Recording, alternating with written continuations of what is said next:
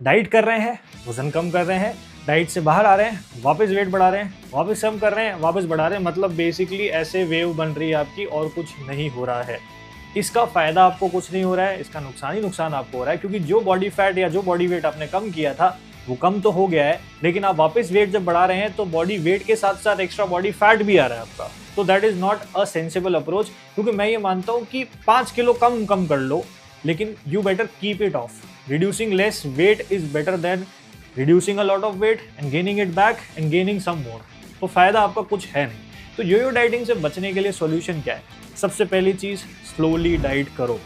ऐसी diet follow मत करो जो आप नहीं कर सकते। बहुत लोग है ना, बहुत बड़ी बड़ी डाइट के नाम सुन के चालू कर देते हैं, लेकिन फॉलो नहीं कर पाते।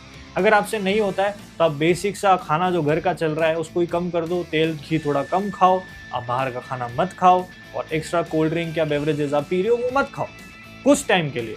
फिर आप धीरे धीरे वापस इंक्लूड करो when you are focusing on your diet, when you are focusing on your exercise as well as your cardio.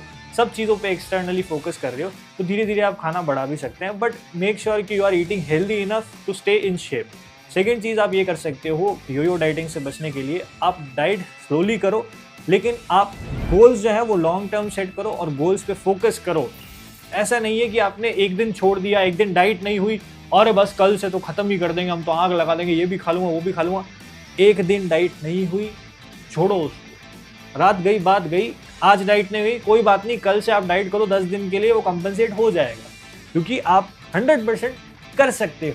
Problem नहीं है कोई भी, यू कैन डू इट। आपको जो भी बोल रहा है तेरा वेट कम नहीं होगा, फैट लॉस नहीं होगा, उसको बोलना मैं करके दिखाऊंगा। आप सेल्फ डाउट कभी भी मत लाओ अपने अंदर। तो आप कर सकते हो ऐसे। प्लानिंग कैसे करनी है? 6 या 8 महीने का आपने प्लान बनाया, 3 महीने डाइटिंग फेज, 2 हफ्ते आपका डाइट ब्रेक, फिर वापस डाइटिंग फेज, फिर डाइट ब्रेक, फिर आप आपकी बॉडी देखो, असेसमेंट करोगे यार बॉडी कैसी है, ठीक है नहीं है। फिर आप उसके बाद करो रिवर्स डाइटिंग। अब रिवर्स डाइटिंग का कॉन्सेप्ट ज़्यादातर लोगों को पता नहीं है, पता भी होगा, मेरे को नहीं आइडिया है। देखो, रिवर्स डाइटिंग का बेसिक सा मतलब ये है, एक डाइटिंग फेज के बाद आप धीरे धीरे कैलोरीज बढ़ाओ, और सबसे पहले कार्ब्स बढ़ाओ। प्रोटीन आपका सेम रहेगा, कार्ब्स और फैट से धीरे धीरे आपको कैलोरीज वापस बॉडी में डालनी है when you are constantly working out. देखो, कार्डियो और वर्कआउट सेम रहेगा, धीरे धीरे आपकी कैलोरीज बढ़ेगी, और धीरे धीरे कैलोरीज पूरी बढ़ जाए, उसके बाद आपको देखना है कि वेट बैलेंस्ड कहाँ पे आ रहा है। फॉर एग्जाम्पल, आपने 100 किलो से कम किया 80 किलो तक डाइट ब्रेक्स यूज करके आप अब हैप्पी हो अपनी बॉडी से कि भाई ठीक है, ऐसी बॉडी अच्छी लग रही है, तो अब 80 kg से आप रिवर्स डाइटिंग चालू करोगे, धीरे धीरे कार्ब्स और फैट वापस बॉडी में डालने लगोगे, आपकी स्ट्रेंथ बढ़ेगी, आपका मसल थोड़ा ग्रो होगा धीरे धीरे, लेकिन एक सर्टेन पॉइंट तक वेट भी बढ़ेगा आपका। तो 80 से लेके 83, 84 तक मान लो आप वापस आ गए, लेकिन you are not gaining fat, आप मसल गेन कर रहे हो। मसल काफी गेन हो गया, आपकी बॉडी यूज टू होगी, आपकी बॉडी को अच्छा लग रहा है, तो चलो कैलोरीज भी ऊपर आ गई।